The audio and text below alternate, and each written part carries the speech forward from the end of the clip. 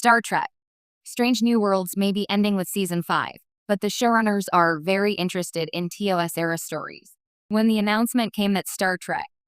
Strange New Worlds S&W would wrap up after its forthcoming Season 5, many fans felt the familiar sting of ending. The thrill of fresh galactic adventures tempered by the bittersweet knowledge that they won't continue indefinitely. But under the surface of that seemingly finality lies something more hopeful. The creative team behind the show is already thinking about what comes after, and they're laser-focused on delivering a proper bridge to the era of the original series. Why Season 5 is the end for now? The news broke in June 2025 that S&W would return for a fifth and final season of just 6 episodes. It's a notable departure from the 10-episode seasons that the show has followed thus far for seasons 1 to 4.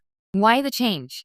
According to executive producer Akiva Goldsman, the studio Paramount Plus felt that S&W had exhausted the appetite after Season 4. He explains, "We made this promise to the fans that we get them right up to the edge of the original series. The 6-episode number was negotiated so the team could fulfill that promise without spreading things too thin. We said, we can get there in 6 episodes. And they said okay," says Goldsman. The show's co-producer Henry Alonso Myers states that their focus has shifted back toward what many consider classic Trek. "We're trending now toward a much more singular sci-fi, action-adventure, emotional storytelling. The result? A shorter season, but one with a purpose. The showrunners know where they're going." Goldsman says the endgame has been part of the plan. "We literally have a 5-year plan to show how the returning characters become who they are at the start of the original series. What S&W is aiming to achieve in the final chapter. Let's unpack what that final mission means for the storytelling.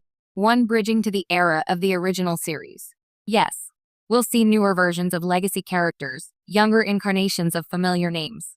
Goldsman confirms S&W's endpoint is Kirk's first day in the chair of the USS Enterprise. Myers also promises we'll find out what happens to the characters who don't make it into the TOS timeline. "Everyone has a story, and we all deserve to know how they turned out. 2 completing arcs that were built from the beginning. One reason for this shorter final season is to guarantee the show ends on its own terms, rather than trailing off unpredictably."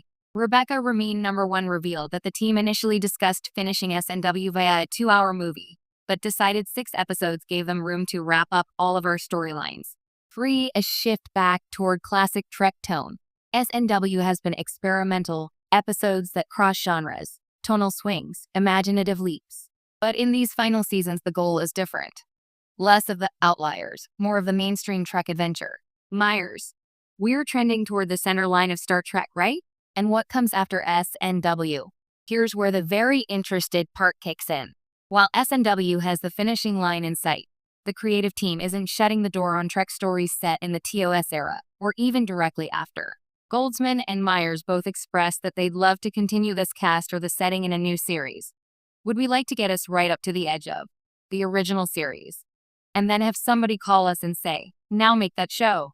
The dream project they've teased, a series codenamed Star Trek. Year 1, following Paul Wesley's version of Captain Kirk in his first year of command. Myers says it's 100% a dream, though nothing is officially greenlit yet.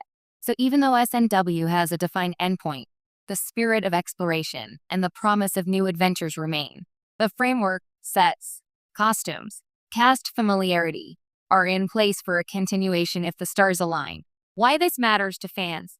For longtime Trekkies, this matters on several levels. Closure matters. Many Trek shows end ambiguously or are canceled mid-arc. S&W's decision to get advance notice and plan consequence gives hope for a satisfying conclusion. Goldsman: "I think we feel very lucky to get Season 5 to wrap up all of our storylines. Legacy respect. The show doesn't ignore the past, but builds toward it. It asks, how do these characters become the ones we know? How do their decisions, losses, transformations matter in that transition? Potential for more. Even if S&W ends, the door is intentionally left ajar for future stories in the TOS era or just beyond.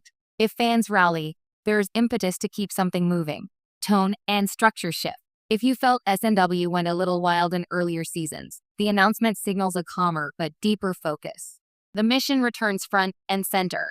Exploration, discovery, hope. Final thoughts. There's a certain poetic symmetry to S&W ending with Season 5. A show about a starship's 5-year mission reaches 5 seasons. But the beauty lies in intention.